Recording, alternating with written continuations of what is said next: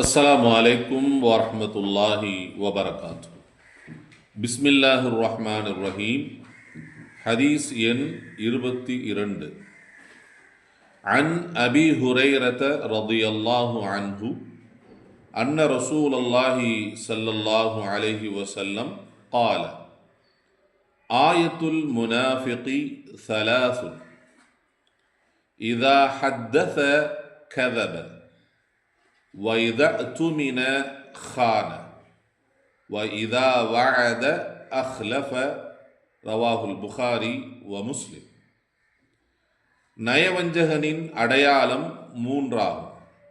அவை அவன் பேசினால் பொய்யுரைப்பான், இன்னும் அவனை நம்பினால் மோசடி செய்வான், இன்னும் அவன் வாக்களித்தால் மாறு செய்வான் என்று நபி ஸல்லல்லாஹு அலைஹி வஸல்லம் அவர்கள் கூறியதாக அபீ ஹுரைரா ரலியல்லாஹு அன்ஹு அறிவிக்கின்றார்கள். நூல் புகாரி, முஸ்லிம். நயவஞ்சகர்கள், முனாஃபிகீன்கள், இவர்களை பற்றி அல்லாஹ் சுப்ஹானஹு வ தஆலா குர்ஆன்ல நிறைய இடங்கள்ல என்ன செய்கிறான், சொல்லி காட்டுகிறான். முனாஃபிகீன்களை பொறுத்த வரைக்கும் ஃபதஹ் மக்காவோட முடிவுக்கு வந்துருச்சு. அதுக்கு மேலே முனாஃபிகீன்கள்ங்கிற நிலைமையே இல்லை அப்படிங்கிற ஒரு சூழலை நபி ஸல்லல்லாஹு அலைஹி வஸல்லம் கொண்டு வந்துட்டாங்க.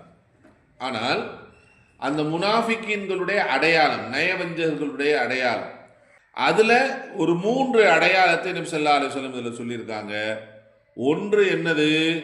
அவன் பேசினா பொய் தான் பேசுவான். வாயை திறந்தா என்னதான் வரும்? பொய் தான் வரும். உண்மையை என்ன செய்ய மாட்டான், பேச மாட்டான். இப்படி யார் இருக்கிறானோ அவனிடம் என்ன இருக்கு? நயவஞ்சகனின் அடையாளம் இருக்கிறது. அதே போல என்னது? அவனை நம்பினால் மோசடி பண்ணுவான். பரவாயில்ல, நான் பார்த்துக்கிறேன், ஆனால் மோசடி பண்ணிட்டு போயிடுவான். அதே போன்று வைதா வஅத அஹ்லஃப, வாக்கு கொடுத்தால் மாறு செய்வான். நான் இதை செய்வேன் என்று வாக்கு கொடுத்தால் அந்த வாக்கில் என்ன செய்யணும்? எப்பயும் என்ன செய்யணும்? ஒழுங்காக இருக்க வேண்டும். அது ஆள் பார்த்தாலும் சரி, பார்க்காட்டிலும் சரி. அப்ப இந்த மூன்றும் யாருடைய அடையாளம்? நயவஞ்சகனுடைய அடையாளம்.